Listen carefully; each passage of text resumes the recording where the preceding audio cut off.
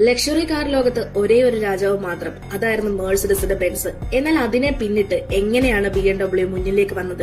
1980കളുടെ തുടക്കത്തിൽ luxury car വിപണിയിൽ കൂടുതൽ സ്വാധീനം അല്ലെങ്കിൽ കൂടുതൽ സ്വാധീകരിച്ചത് മേഴ്സിഡസ് ബെൻസിന്റെ എസ് ക്ലാസുകളായിരുന്നു. ആ സമയത്ത് BMW തങ്ങൾക്ക് അതേ തലത്തിൽ മത്സരിക്കാൻ കഴിയുമെന്ന് തെളിയിക്കാൻ ഒരു പുതിയ മോഡൽ തയ്യാറാക്കി. അതാണ് BMW E32. ഈ മോഡൽ പഴയതിനേക്കാൾ കൂടുതൽ പുതിയ സാങ്കേതിക സംവിധാനങ്ങളുമായാണ് എത്തിയിരുന്നത്. ഡ്രൈവിംഗ് കൂടുതൽ സുഖകരവും നിയന്ത്രിക്കാൻ പറ്റുന്ന തരത്തിലുമായിരുന്നു കാറിൽ മാറ്റങ്ങൾ കൊണ്ടുവരുത്തിയത്. അതിനോടൊപ്പം തന്നെ സുരക്ഷയും സൌകര്യത്തിനും കൂടുതൽ ശ്രദ്ധ കൊടുക്കുകയും ചെയ്തിരുന്നു. ഈ കാറിൽ ഉപയോഗിച്ച ചില സംവിധാനങ്ങൾ ആ കാലത്ത് ലക്ഷറി സെഗ്മെന്റിൽ പുതുമയുള്ളതായിരുന്നു. പിന്നീട് 1987 ഈ മോഡലിൽ V12 എഞ്ചിൻ അവതരിപ്പിച്ചു. രണ്ടാം ലോക മഹായുദ്ധത്തിന് ശേഷം ജർമ്മനിയിൽ ആദ്യമായി ഒരു പ്രൊഡക്ഷൻ കാറിൽ V12 എഞ്ചിൻ എത്തിയ സംഭവമായിരുന്നു ഇത്. ഈ എഞ്ചിൻ ഉപയോഗിച്ചത് BMW 750i എന്ന വേരിയന്റിലായിരുന്നു. പിന്നീട് ഇത് BMWനെ സാങ്കേതികമായി ഉയർന്ന നിലയിലേക്ക് എത്തിക്കാൻ സഹായിച്ചു. ഈ മോഡൽ വന്നതിന് ശേഷം മെഴ്സിഡസ് ബെൻസ് എസ് ക്ലാസ് മാത്രമായിരുന്നല്ല ലക്ഷറി സെഗ്മെന്റിൽ മുൻപിൽ നിന്നത്. BMWയും സമാനമായ നിലവാരത്തിൽ എത്തിയിരുന്നു. ഇതോടെ ഈ രണ്ട് ബ്രാൻഡുകൾ തമ്മിലുള്ള മത്സരം കൂടുതൽ ശക്തമായി. ഇപ്പൊ BMW E32 ഒരു പഴയ മോഡൽ ആണെങ്കിലും ഇത് ലക്ഷറി കാർ ചരിത്രത്തിൽ ഒരു പ്രധാന മാറ്റം കൊണ്ടുവന്ന മോഡലായിരുന്നു.